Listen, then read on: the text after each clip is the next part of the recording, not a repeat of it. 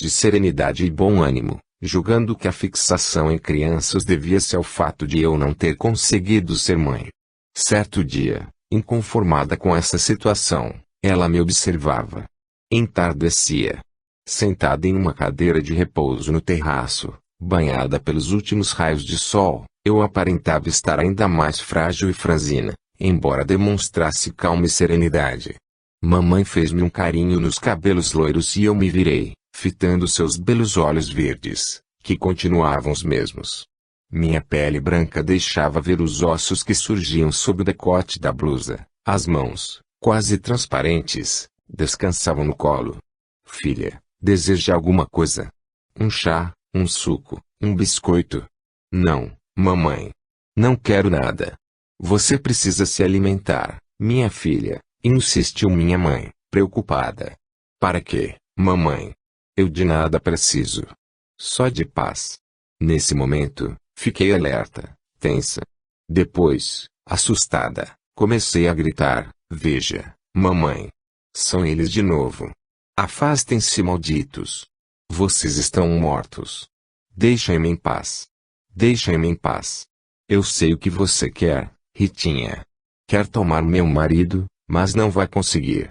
Guilherme me ama. Ele me ama.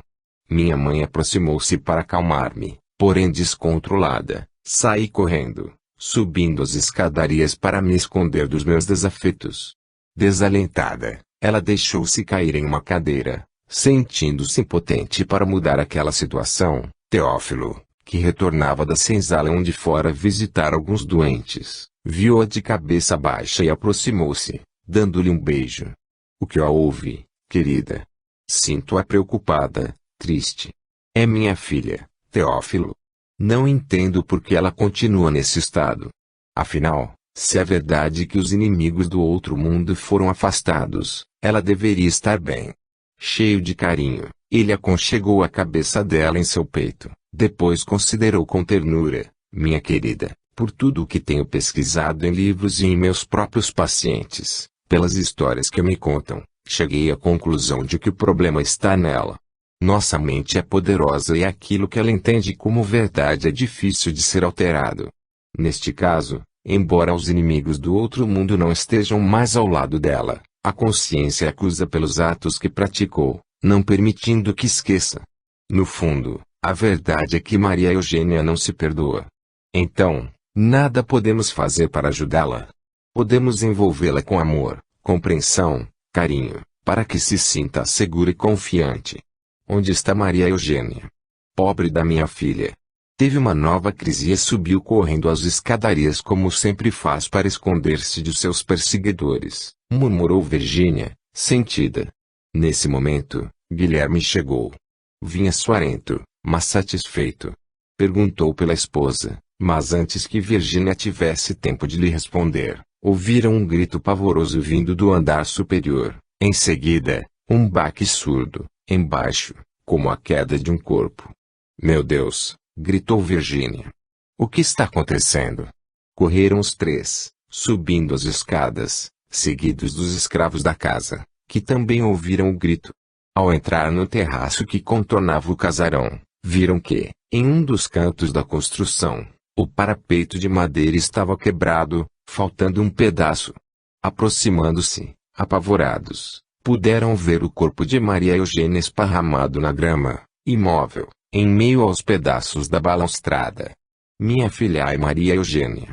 Gritando e chamando pela filha, Virgínia virou nos calcanhares, correndo de volta, acompanhada pelos demais.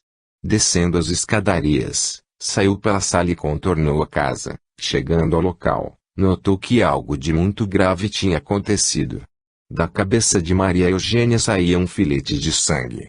Teófilo ajoelhou-se e examinou-a com delicadeza.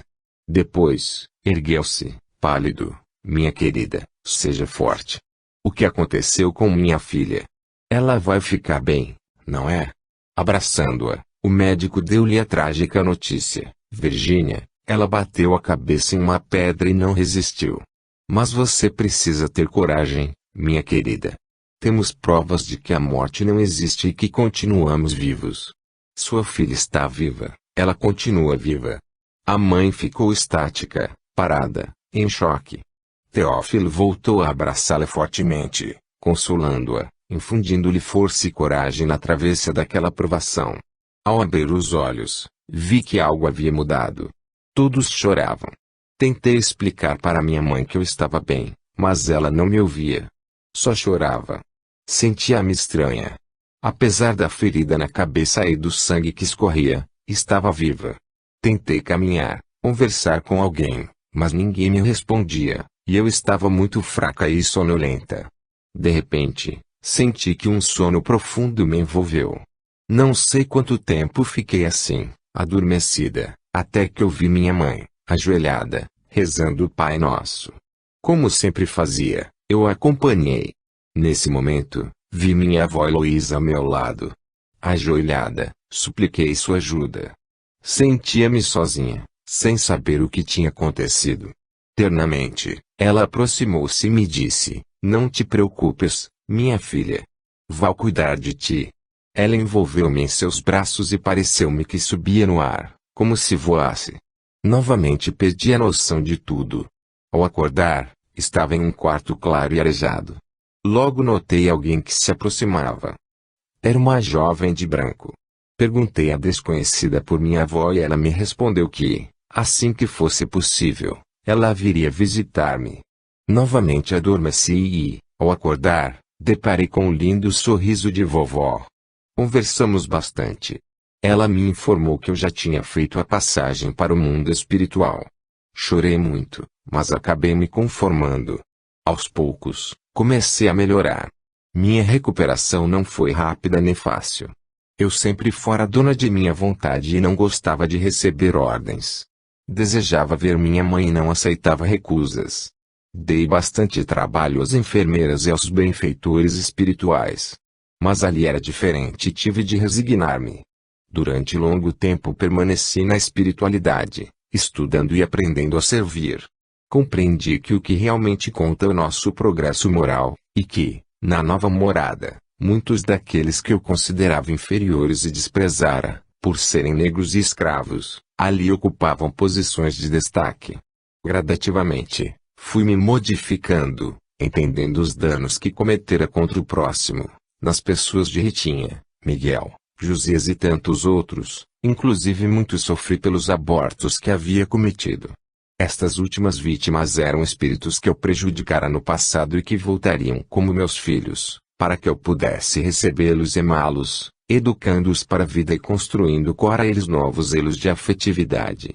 Chorei muito, lamentando os erros cometidos. A consciência culpada não me concedia a paz que tanto desejava. O sofrimento mais terrível que se enfrenta do outro lado é a constatação dos débitos contraídos e a impossibilidade de voltar atrás, para refazer os próprios passos e consertar os males praticados. Os anos se passaram, lentos e inexoráveis. Certo dia, sentindo-me recuperada e mais consciente do que me competia fazer, comecei a trabalhar. Passei a integrar uma equipe de socorro a necessitados do corpo e da alma, inclusive de apoio aos que se frustraram no divino propósito de renascer para uma nova existência com vistas às tarefas programadas. De maneira especial, ajudando futuras mães a respeitar e aceitar o fruto de seus amores, não cometendo o mais terrível dos crimes que se pode cometer contra alguém incapaz de se defender, o aborto. Reencontrei parte dos meus desafetos e supliquei-lhes perdão pelos danos que lhes causara.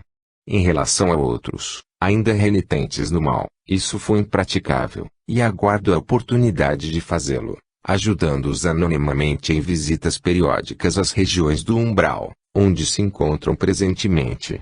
Dentro de mim um sentimento se avolumava cada vez mais diante de todas as informações que já possuía.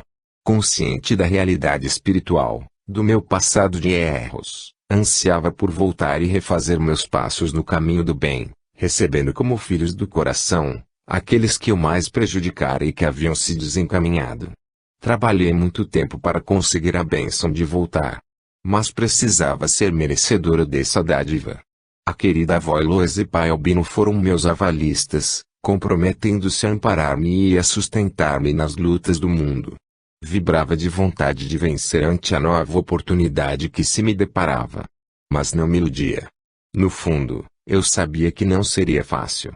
Conseguiria eu vencer o orgulho feroz que me dominara sempre. Lograria derrotar o egoísmo rígido e a ambição desmedida que me nortearam os passos do passado.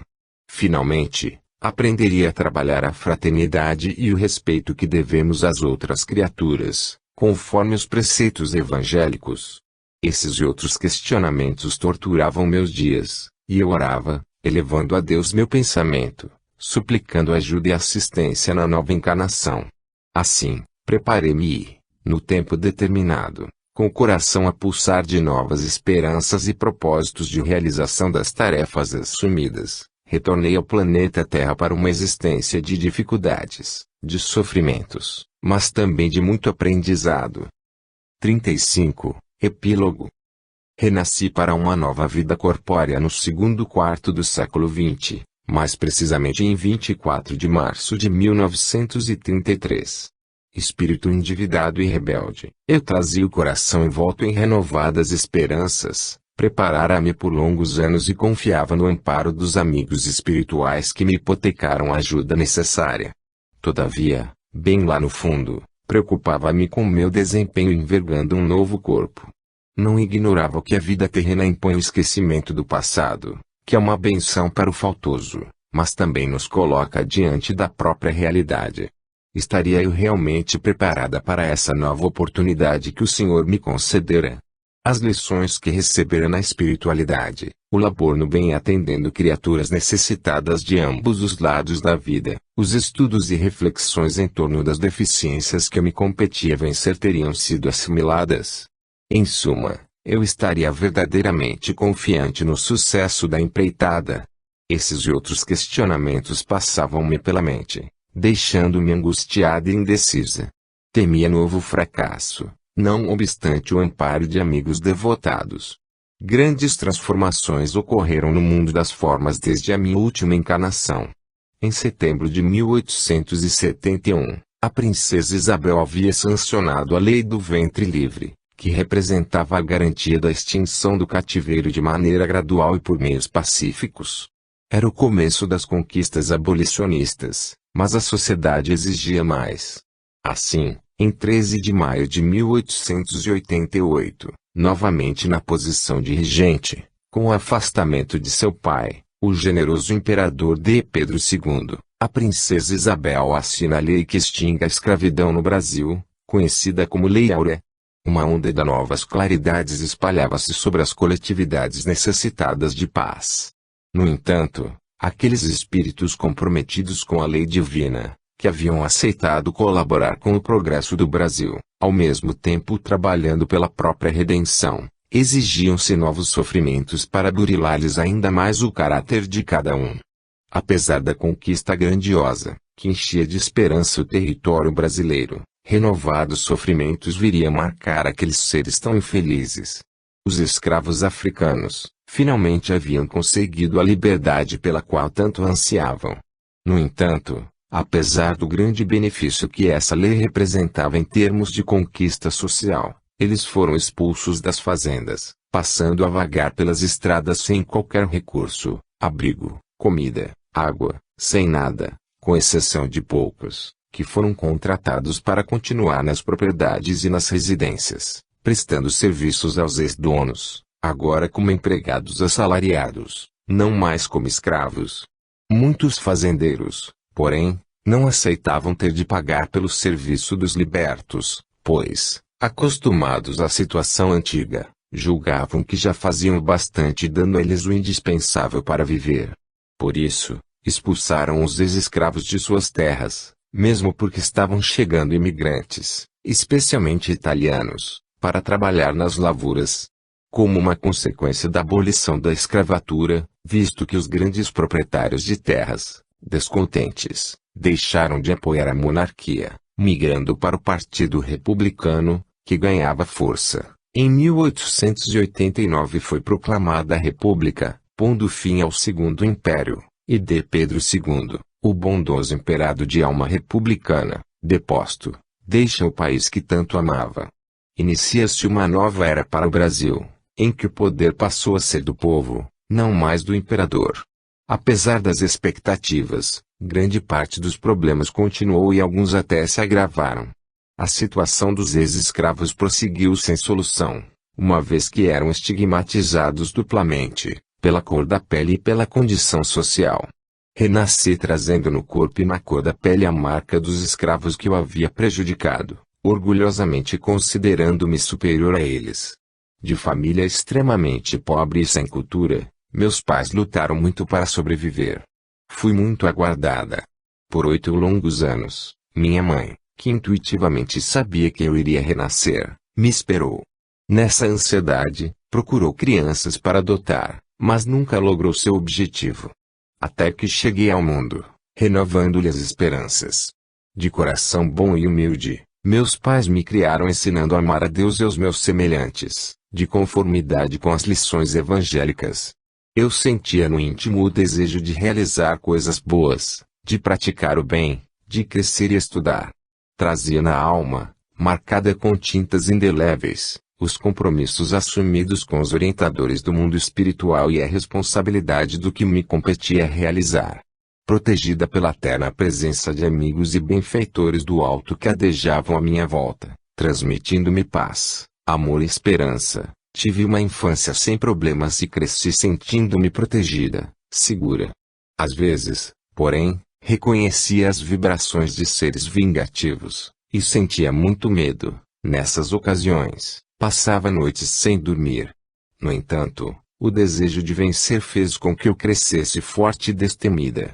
Desde criança sempre gostei de trabalhar e, percebendo a situação difícil da família, o esforço de meus pais que lutavam para ganhar o pão de cada dia, aos 6 anos arranjei um emprego de pajem, ou babá. Meu pai ficou inconformado, triste, entendendo que não soubera dar-me a segurança de que eu necessitava. Mas a grande verdade é que eu não quis humilhá-lo, aliás, nem sabia o que era isso, apenas me considerava adulta e em condições de ajudar a família. Daí em diante, nunca mais parei de trabalhar. Com o conhecimento espírita, que me esclarecia sobre as realidades fundamentais das leis de Deus, ainda muito jovem comecei a dar aulas de evangelização infantil, e essa atividade me enchia de satisfação e alegria. Todos os sonhos da mocidade passaram por mim, sem que pudesse realizá-los. Namorar, casar, constituir uma família, tudo isso me foi negado. Não entrara nas minhas disposições reencarnatórias. Embora, cheia de esperanças, meu coração batesse mais rápido ao conhecer algum rapaz mais interessante. Mas tudo em vão. Via as amigas que se apaixonavam e comparecia aos seus casamentos. Algum tempo depois vinham os filhos, e eu me encantava ao segurá-los no colo, suspirando a pensar, se fosse meu. Por sentir no mais fundo do ser as promessas feitas antes do retorno às lides corpóreas, logo a vida encaminhou-me para o desafio que a realidade me apresentava. Diante de uma criança cuja mãe não tinha condições de mantê-la, senti um impulso de compaixão, abrigando-a em meu peito e levando-a para casa como filho do coração. Era uma menina, e passei a amá-la com ternura e devoção.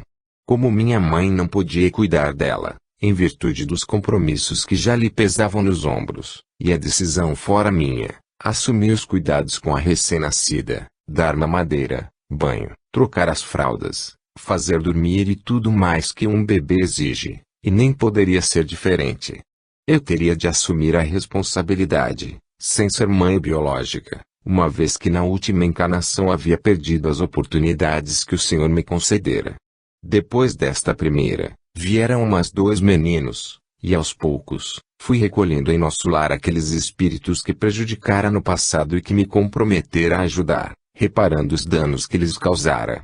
Por essa época, residíamos nos fundos do Centro Espírita Luz, Fé e Caridade, na cidade de Marília, estado de São Paulo, onde meus pais eram caseiros. Nossa família, antes pequena, aumentou, tornou-se uma grande família, e as crianças cresceram como meus irmãos. Certamente não faltaram problemas, pois vivíamos com dificuldade, mas conseguimos manter todos juntos, com firmeza, amor e dedicação. Os anos se passaram, eles cresceram e eu pude estudar. Minha irmã teve 2 filhos, que vieram a enriquecer ainda mais nossa família.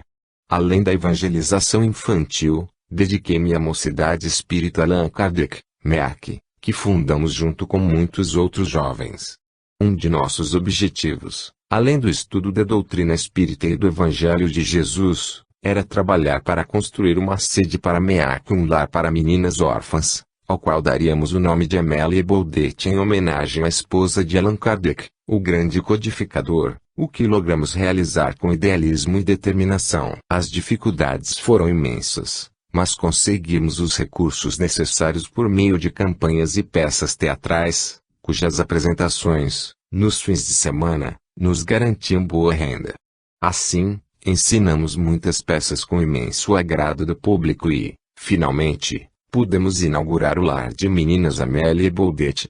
Bacharelei-me em Direito, integrando a primeira turma da Fundação Eurípides Soares da Rocha, diga-se de passagem, a primeira instituição espírita de ensino superior do Brasil, criada em Marília por um grupo de corajosos confrades da cidade. Exerci muitas atividades, trabalhei em vários lugares, inclusive no Instituto Assistencial Espírita de Marília, que congrega todas as entidades assistências espíritas da cidade. Fui professora, depois passei a trabalhar na Prefeitura Municipal de Marília, como técnica de intercâmbio, onde, mais tarde, concluído o curso de Direito, passei a exercer a função de advogada. Os problemas, iniciados bem antes, começaram a piorar. Uma grande inclinação para a bebida fazia meus dias um suplício, uma verdadeira tortura, resquício das tendências do passado. Eu sentia a presença de inimigos desencarnados que me assediavam e tornavam a existência cada vez mais difícil, incentivando-me ao vício. Em virtude dos problemas cotidianos, engolfei-me na área profissional, dando menos atenção à parte espiritual. Comecei a ter problemas renais, sendo obrigada a fazer hemodiálise por anos consecutivos. Fui enfraquecendo, até que meu organismo combalido não suportou mais. Deixei a veste carnal, retornando para a verdadeira vida. Sofri muito ao ver os erros que cometera. Certamente, conseguira realizar uma parte dos compromissos assumidos, mas deixei muita coisa para trás. Recuperei-me, passando a trabalhar no socorro de quantos precisavam de ajuda, tanto encarnados quanto desencarnados.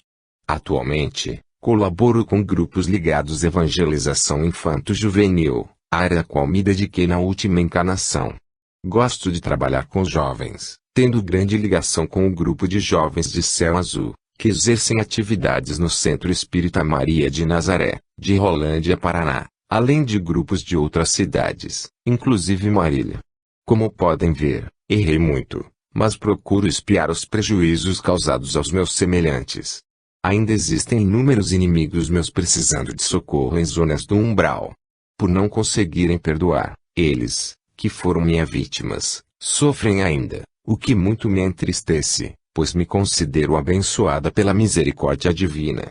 Acredito que o relato desta pequena parcela de minhas vivências e de meus débitos possa ser útil àqueles que vientem a ler estas páginas, para que consigam entender a justiça de Deus e sua misericórdia, que me fizeram renascer para uma vida de dificuldades, pelos erros praticados ontem contra meus semelhantes. Precisei sofrer as consequências de meus atos na justa aplicação da lei de causa e efeito, para aprender o respeito que devo ter para com meus semelhantes e para poder reparar o sofrimento que causei a outrem. É a pedagogia divina que educa por meio do amor, proporcionando-nos novas oportunidades de aprendizado, em que, muitas vezes, sentimos na própria pele o sofrimento que causamos aos outros, pelo mau uso do livre-arbítrio. Isso não quer dizer que Deus deseja que soframos. Ao contrário. Deus nos criou para a felicidade, e somente somos infelizes quando nos afastamos da lei divina. Aos poucos, percebemos que, fazendo o mal, geramos o mal em contrapartida e sofremos e, fazendo o bem, sentimos bem-estar, paz e alegria.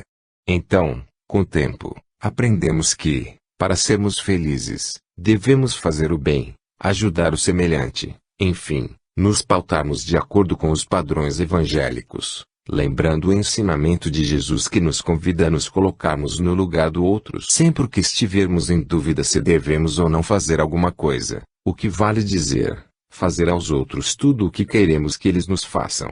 A doutrina espírita é uma luz inapagável, que prosseguirá orientando as pessoas, mostrando-lhes as realidades do espírito e as implicações que promovem em relação a nós mesmos e à sociedade.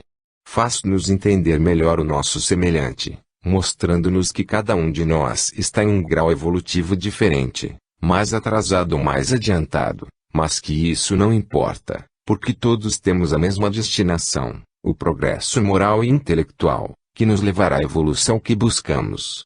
Então, diante das misérias do mundo e da violência que se alastra de maneira assustadora, dos crimes bárbaros cometidos por seres humanos, não raro dentro da própria família, da corrupção desvairada daqueles que buscam apenas defender os próprios interesses, em detrimento dos que carecem do mínimo para viver, das doenças de causa desconhecida que assustam a população, dos desregramentos morais, sexuais, emocionais, que desvirtuam os valores, dos danos causados ao ecossistema do planeta, e de tantas coisas mais, que damos-nos assustados e perplexos. No entanto, tudo isso representa a condição ainda inferior de significativa parcela dos habitantes da Terra, situação que não é definitiva, haja vista que todos são seres em evolução, aguardando que o tempo infinito os transforme em seres angélicos. A Terra está em fase de grandes transformações, necessárias para elevar este mundo de expiações e provas à categoria de mundo de regeneração, em que as condições serão muito diferentes e melhores. Os espíritos que não estiverem preparados para permanecer aqui, em virtude do grau de comprometimento com o mal e com o crime, serão atraídos pelo magnetismo para outro planeta mais adequado às suas condições morais. Aos espíritas é dada a tarefa de auxiliar neste momento glorioso de transformação, com seu exemplo e na qualidade de agentes de mudança da sociedade na qual estão inseridos, por meio da divulgação do Evangelho de Jesus e da doutrina espírita. Finalmente, uma realidade que não deve ser desprezada, não podemos esquecer que o nosso futuro, depende das crianças e dos jovens, aos quais nos compete oferecer a melhor orientação, a educação moral necessária para que se transformem em cidadãos dignos e úteis à sociedade e à propagação dos ideais que abraçamos. Que o Senhor nos abençoe a todos e ilumine nossos esforços rumo a um porvir melhor e mais feliz. Muita paz. Fim.